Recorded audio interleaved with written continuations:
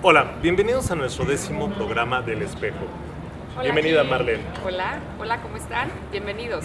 Ok, el día de hoy vamos a hablar acerca de la rotación de personal. Creo que es un problema ¿Qué tema?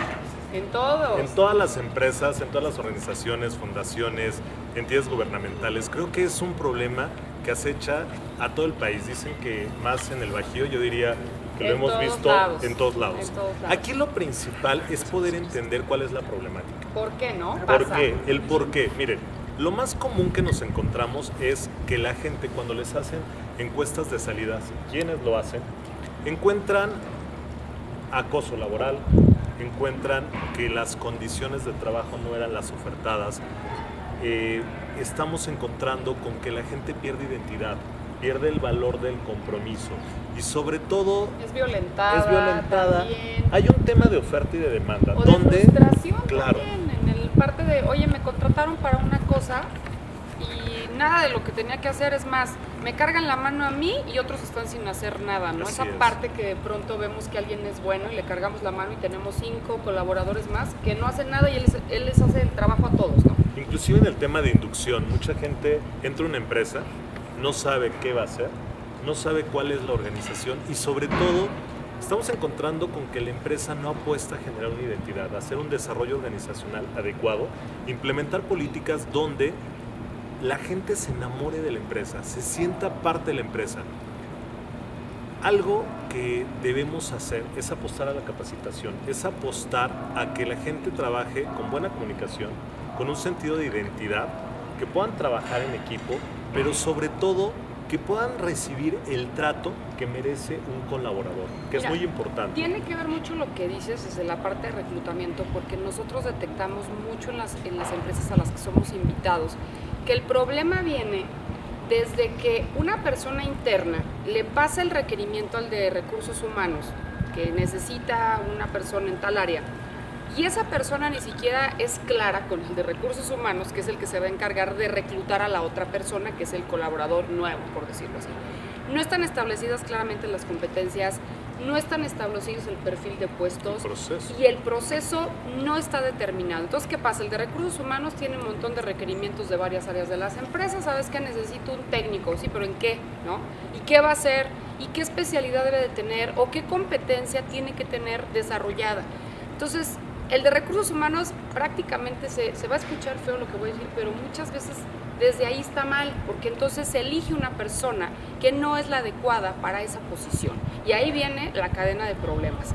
Llega esa persona con un ímpetu, pues ya su primer día de trabajo, su primera semana de trabajo, y llega y de entrada se encuentra con un equipo o grupo de personas, porque a lo mejor luego no son equipos sino son grupos, donde están en el mismo padecimiento que él, no hay claridad ni qué les toca hacer a cada quien, entonces andan como coloquialmente se dice la bolita caliente, pasándosela de un área a otra, sin una determinación de cuál es la responsabilidad de cada puesto, ni qué es lo que tienes que hacer, y desde ahí empieza una frustración, porque te das cuenta que probablemente hay una persona ahí que tiene años trabajando y que ni sabe, y que llega otra persona y es la que es el trabajo a ella y de repente tú quieres sobresalir y entonces detectan que tú eres el bueno y te cargan la chamba de todos. Ahora, lo que comentabas, la frustración. Es muy importante el apostar a capacitar a la gente. Créanme que nos hemos encontrado con que mucha gente tiene la intención, la conducta, inclusive la pericia. Pero un problema muy grande con el que nos encontramos es que no es capacitado. Entonces, buscan perfiles especializados, a la hora que entran o ingresan, no reciben la instrucción adecuada y ahí es donde comienza el ciclo de frustración. También nos encontramos con un tema de conflicto de autoridad. ¿Qué ocurre con muchas nuevas generaciones y también un choque cultural, tanto social como un tema de que hoy día la gente no siente una identidad, no siente un compromiso hacia las empresas, pero viene esta parte que es muy importante. ¿Qué ocurre cuando no hay una empatía o cuando el colaborador o el supervisor no trata de manera adecuada al trabajador? Nos estamos encontrando con acoso, con abuso de autoridad, nos estamos encontrando con un maltrato o un bloqueo. Entonces, ¿qué hago? Si tú no estás en mi equipo, si tú no juegas con mis reglas y no me sirves, entonces yo mismo te empiezo a excluir y comienza el ciclo de la rotación. Créanme que es muy importante en costo-beneficio poder valorar cuánto cuesta reclutar, capacitar, liquidar.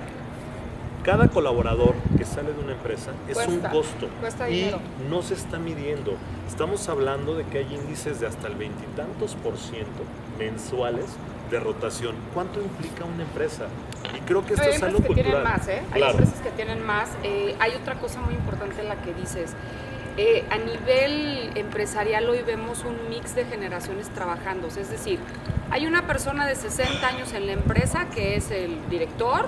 De pronto hay una persona que puede ser un jefe o puede ser un gerente que a lo mejor tiene, no sé, 40, 30 años y estamos viendo personas muy jóvenes también ya ingresando. Entonces, a nivel generacional, son distintos lenguajes y las empresas no están viendo esto y entonces es el cerrazón del decir, es que así se hace siempre como se ha hecho siempre hace 1000 años, sí, pero es que ahora tienes una generación, la famosa millennial, que no capta las mismas procesos, que no capta la misma manera de hacer las cosas como una persona de 50 años o que ya se le hace un anciano, ¿no?